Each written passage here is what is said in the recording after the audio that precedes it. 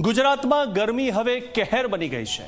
આકાશમાંથી જાણે અગનગોળા વરસી રહ્યા હોય એવો અહેસાસ થઈ રહ્યો છે। અમદાવાદ સહિતના શહેરો અગનભટ્ટીમાં ફેરવાઈ ગયા છે અને હવે તો આગાહી એવી છે કે આવનારા દિવસોમાં ગરમી તમામ રેકોર્ડ તોડી નાખે છે। શું કહે છે આગાહીકાર અંબાલાલ પટેલ અને તંત્ર કેટલી તૈયારીમાં છે, જુઓ આ ખાસ રિપોર્ટમાં।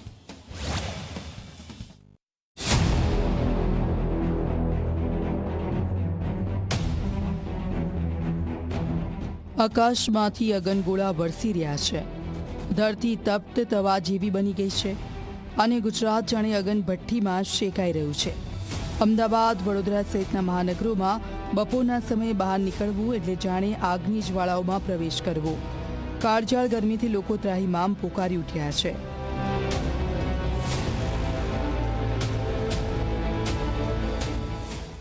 વધારે પડતી ગરમી વડોદરાના ભાગોમાં, આણંદના ભાગોમાં, નડિયાદના ભાગોમાં, મધ્ય ગુજરાતના ભાગોમાં, અમદાવાદના ભાગોમાં વધુ ગરમી આ વખતે રહેવાની શક્યતા છે। પાટણ સમી હાડના ભાગોમાં, મહેસાણાના ભાગોમાં અને હિંમતનગર સાબરકાંઠાના ભાગોમાં, અરવલ્લીના ભાગોમાં અને પંચમહાલના ભાગોમાં રહેવાની શક્યતા છે। પરંતુ આ તો માત્ર શરૂઆત છે। હવે જે ગરમી આવવાની છે તે વધુ ભયાનક હશે। હવામાન આગાહીકાર અંબાલાલ પટેલના મતે આગામી દિવસોમાં ગુજરાતમાં ગરમીનો પ્રચંડ વિસ્ફોટ થવાનો છે। 6મી મે પછી તાપમાનમાં આક્રમક વધારો થશે, લૂના પવનો ફૂંકાશે અને હીટ સ્ટ્રોકના કેસમાં પણ વધારો થવાની શક્યતા છે। ગરમીનું પ્રમાણ તારીખ 6 મે બાદ થવાની શક્યતા રહી શકે છે।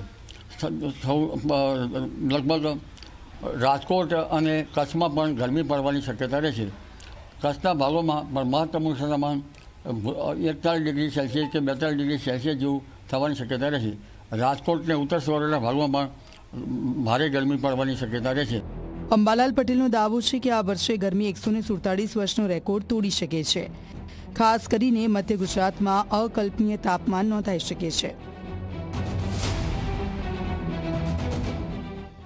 નિષ્ણાતોના મતે 149 વર્ષનો રેકોર્ડ તોડશે એવી ગરમી પડશે એવો મત છે। ત્યારે જોવા જઈએ તો લગભગ આવી ગરમી ભૂતકાળમાં પણ પડેલ છે।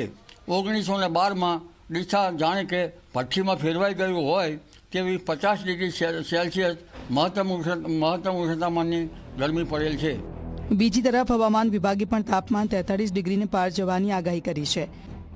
જો કે વેસ્ટર્ન ડિસ્ટર્બન્સના કારણે થોડા દિવસ બાદ ગરમીમાં રાહત મળવાની શક્યતા પણ વ્યક્ત કરવામાં આવી છે।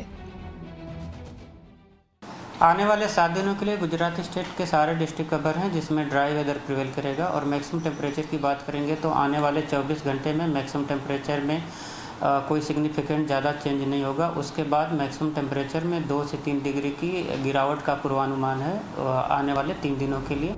ગરમીના કહેર વચ્ચે આરોગ્ય તંત્ર પણ એલર્ટ મોડમાં આવી ગયું।